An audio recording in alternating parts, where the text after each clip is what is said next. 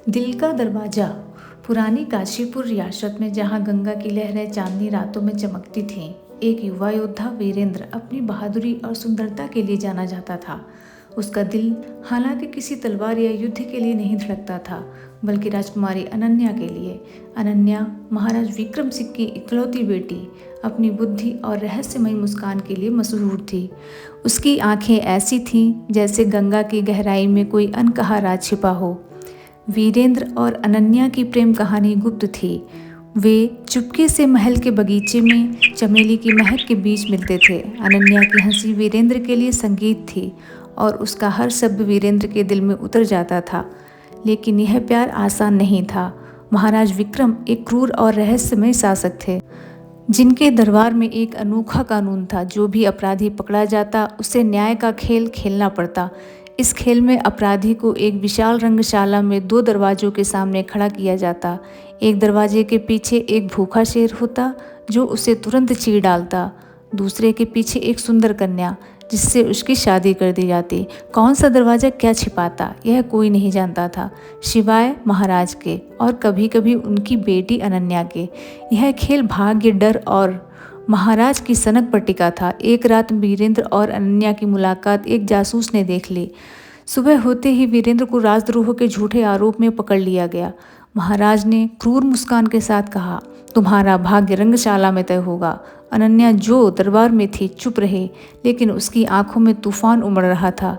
वीरेंद्र को जंजीरों में जकड़ा गया, लेकिन उसका मन अनन्या के पास था। उसने सोचा, अगर मुझे मरना है तो भी उसके लिए। अनन्या दूसरी ओर अपने पिता की योजनाओं को जानती थी। वह चुपके से महाराज के गुप्त कक्ष में गई, जहाँ दरवाजों का रहस्य लिखा रहता था। उसने देखा, एक दरवाजे के पीछे शेर था और दूसरे के पीछे एक खूबसूरत कन्या, जिसे महाराज ने वीरेंद्र की दुल्हन के रूप में चुना था। लेकिन यह कन्या कोई और नहीं बल्कि अनन्या की सखी मालती थी।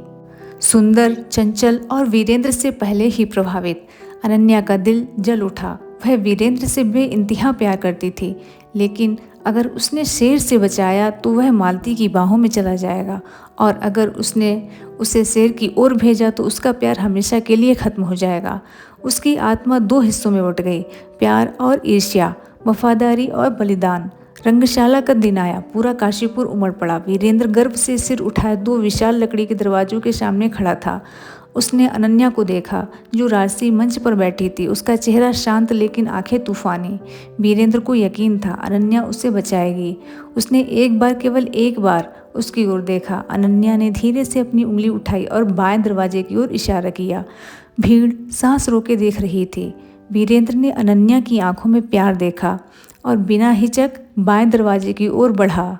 उसने दरवाज़ा खोला, लेकिन यहाँ कहानी एक अप्रत्याशित मोड़ लेती है। दरवाजे के पीछे न शेर था न मालती, वहाँ खड़ी थी अनन्या स्वयं।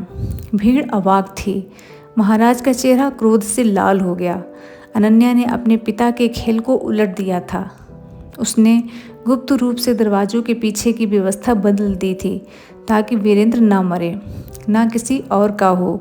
उसने खुद को दरवाजे के पीछे रखा, यह जानते हुए कि यह उसके पिता के क्रोध को भड़काएगा।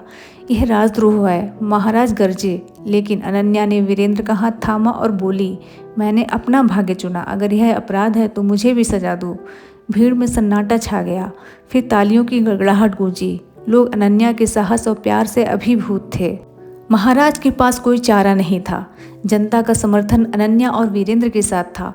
उसने उन्हें निर्वासित कर दिया, लेकिन जीवित छोड़ दिया। वीरेंद्र और अनन्या ने काशीपुर छोड़ दिया और गंगा के किनारे एक छोटे से गांव में अपनी नई जिंदगी शुरू की। लेकिन कहानी का असली रहस्य अनन्या के दिल में छिपा रहा। क्या उसने वीरेंद्र को बचाने के लिए मालती को शेर के सामने भेज दिया था, या मालती को कहीं और छुपा दिया था? यह राज अनन्या ने कभी नहीं खोला। The moral of the story, प्यार और ईर्ष्या के बीच की रेखा पतली होती है और सच्चा प्यार बलिदान और साहस मांगता है। Thank you.